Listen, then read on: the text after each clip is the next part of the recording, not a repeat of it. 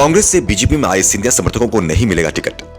उपचुनाव में हारे सिंधिया समर्थकों के लिए खड़ी हुई बड़ी परेशानी। कांग्रेस ने सिंधिया के साथ गए विधायकों के लिए बंद किए दरवाजे।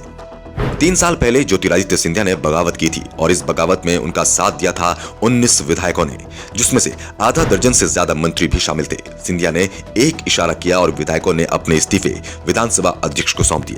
बाद में सभी विधायक सिंधिया के साथ बीजेपी में शामिल हो गए।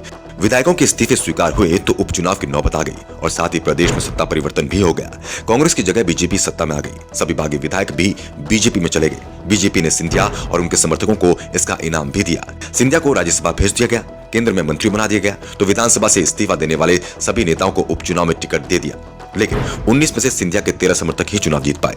6 लोग चुनाव में हार गए, जिसमें डबरा से इमरती देवी को सुरेश राजे ने, दिमनी से गिरिराज दंडोतिया को रविंद्र सिंह तोमर ने, ग्वालियर पूर्व से मुन्नालाल गोयल को सतीश सिकरवार ने, गोहद से रणवीर जाटव को मेवालाल जाटव ने, करेरा से जसवंत सिंह जाटव को प्रागी लाल जाटव ने और मुरैना से रघुराज कंसाना को राकेश मवाई ने हरा दिया था।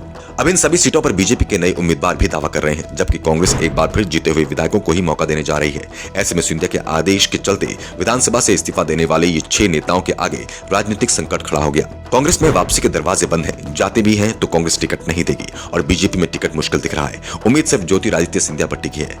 सिंधिया परिवार के लिए ये भी कहा जाता है कि वो अपने समर्थकों के लिए किसी से भी लड़ जाते हैं और कांग्रेस से बगावत के पीछे भी यही बात कही जा रही है।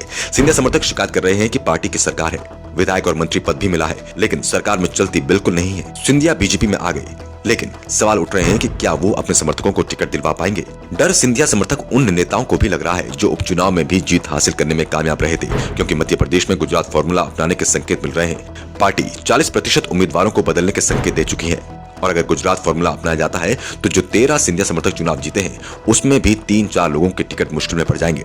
सिंधिया के करीबियों को एक डर और सता रहा है। वो डर मध्य प्रदेश सरकार के सर्वे को लेकर है। शिवराज सिंह चौहान भले ही दावा कर रहे हो कि उन्होंने कोई सर्वे नहीं कराया है, लेकिन चौहान के करीबियों का ही कहना है कि चुनावी साल चल रहा है, पार्टी कोई चूक नहीं चाहती, ऊपर से मुकाबला भी बेहद कड़ा दिख रहा है, इसलिए हर सीट को लेकर सर्वे कराया जा रहा है और जो सर्वे रिपोर्ट सामने आ रही है उसे पार्टी हाईकमान से साझा किया जा रहा है। और इन रिपोर्ट की माने तो सिंधिया समर्थक आधे उम्मीदवारों के टिकट मुश्किल में दिखाई दे रहे हैं। सिंधिया के सामने और भी कई परेशानियां हैं। सबसे बड़ी परेशानी ग्वालियर चंबल संभाग में बीजेपी के कई दिग्गजों की दावेदारी से भी जुड़ी है और सभी गुट सिंधिया के खिलाफ एक होते हुए भी दिख रहे हैं। इसी के चलते पिछले साल हुए नगर निगम के चुनाव में बीजेपी के हाथ से ग्वालियर और मुरैना निगम निकल गया था।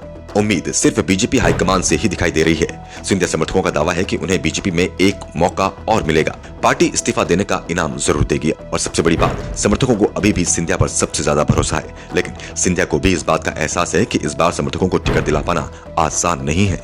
Bureau report, the Navdarpan news.